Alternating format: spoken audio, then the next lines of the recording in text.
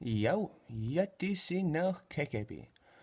Today I will be telling some more stories, and today we will be starting off with Nun and Tzitzibee, or Bear and Bird. So, we will begin long time ago, when people, or when animals still lived as people do, in villages and houses and stuff, and there was this very small bird, Tzitzibee, who lived with his grandmother. And every morning for breakfast, he had a skwanatstisimsk. He had a huge piece of fish for breakfast. But one morning, he went out to go grab it, and they kept it in a box in the river. And one morning, he went out to go grab his food, but it wasn't there. So he cried and he cried and he cried, Quanatstitsitsippi.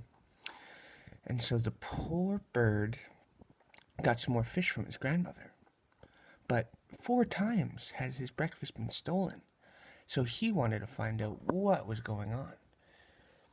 And he hid himself. Iputsut, ditsitsibie. He hid himself with twigs and leaves and dirt and mud and stuff. And he waited so long that he almost started to fall asleep. And then he heard the ground shake. But it wasn't an earthquake. It was a grizzly bear. And so he flew up and he started yelling. The bird started getting mad at Bear, yelling at him, telling him how mean it was to be stealing people's fish. And Bear didn't really pay any mind. So he swallowed him. He swallowed the bird. But because the bird was so small, he was able to fly around.